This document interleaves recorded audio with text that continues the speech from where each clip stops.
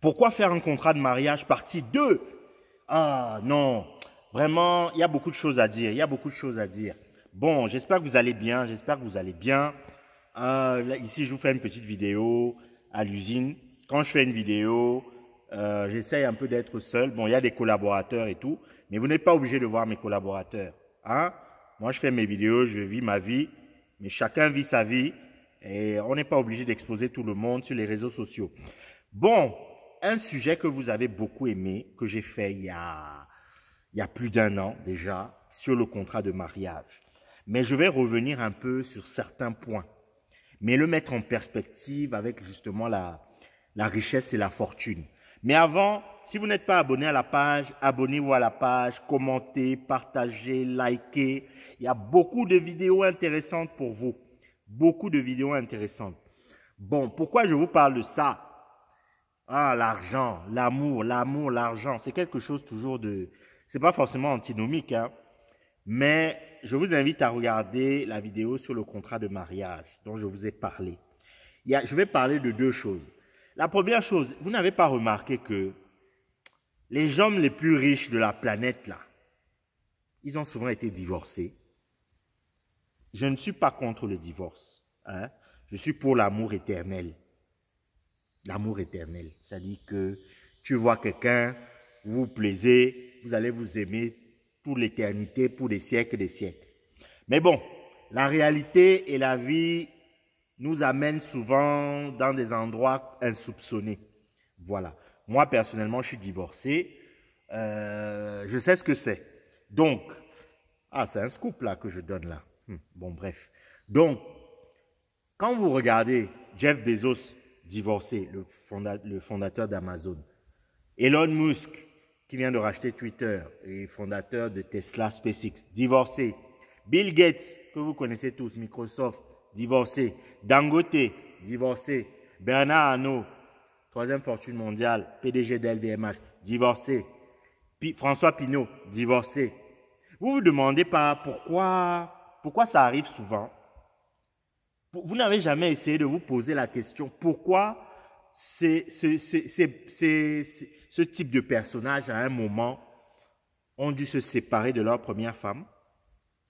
Pourquoi? Je ne dis pas que c'est une règle absolue. Je ne dis pas ça. Je ne dis pas ça. Je dis juste que essayons de nous poser un peu les questions. Peut-être que ce sont des gens qui ont démarré leur carrière entrepreneuriale, qui se sont développés et qui ont été avec une femme qui n'était pas faite justement pour accompagner ce type de personnage avec ce type d'ambition.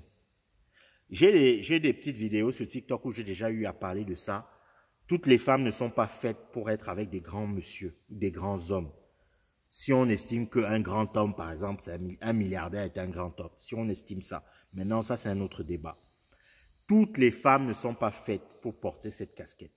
Ce qui doit probablement se passer, c'est que ces personnes rencontrent une femme, ils rencontrent une femme, ils tombent amoureux, et à un moment, ils sont en train de faire des moves qui leur permettent de passer à la vitesse supérieure.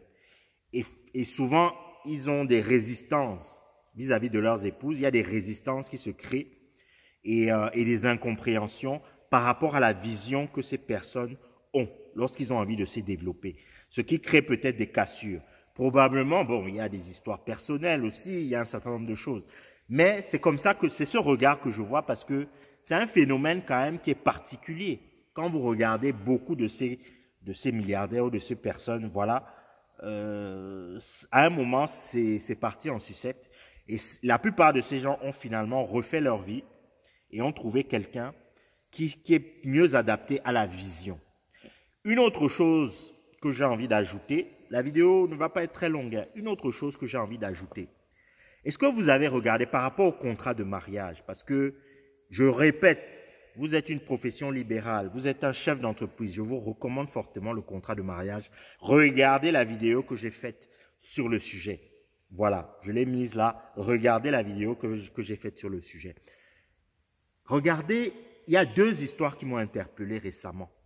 Quand je vous ai parlé du contrat de mariage, non seulement, ok, quand on parle de communauté de biens, ça concerne l'actif, c'est-à-dire les biens, les terrains, tout ça. Mais ça concerne aussi le passif, les dettes, etc. Je l'ai bien précisé dans la première vidéo. Regardez la situation, regardez comment Johnny Hallyday, le chanteur connu, est parti. Il y a eu des disputes. Laetitia Hallyday s'est disputée avec son fils David pour avoir la succession.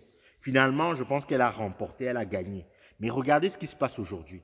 Aujourd'hui, le fisc court après elle pour des dettes fiscales d'environ 30 à 40 millions d'euros. Elle ne sait plus où donner de la tête pour pouvoir régler ses dettes.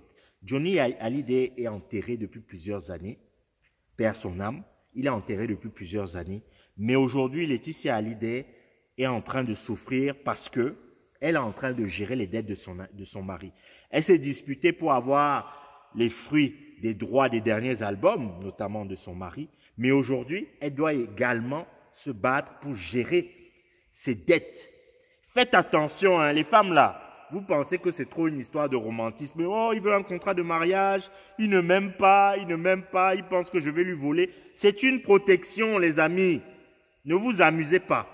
Deuxième exemple, Bernard Tapie. Vous connaissez Bernard Tapie? Si vous ne connaissez pas Bernard Tapie, allez sur Google. On ne peut pas tout vous expliquer. Mais la plupart des gens qui regardent cette chaîne connaissent Bernard Tapie. Bernard Tapie qui est décédé, je crois, en octobre dernier, en octobre 2021, il a laissé énormément de dettes suite à l'affaire Adidas. Et il a laissé des dettes d'environ 600 millions d'euros. 600 millions d'euros, vous vous rendez compte ce que c'est? Et aujourd'hui, sa femme est sans le sou. Elle ne sait même plus où vivre. Elle a vendu certains biens et il reste environ 400 millions d'euros à payer. Bernard Tapie est mort, mais elle doit toujours régler les factures. Réfléchissez bien à ça. Hein, futurs milliardaires et grands entrepreneurs.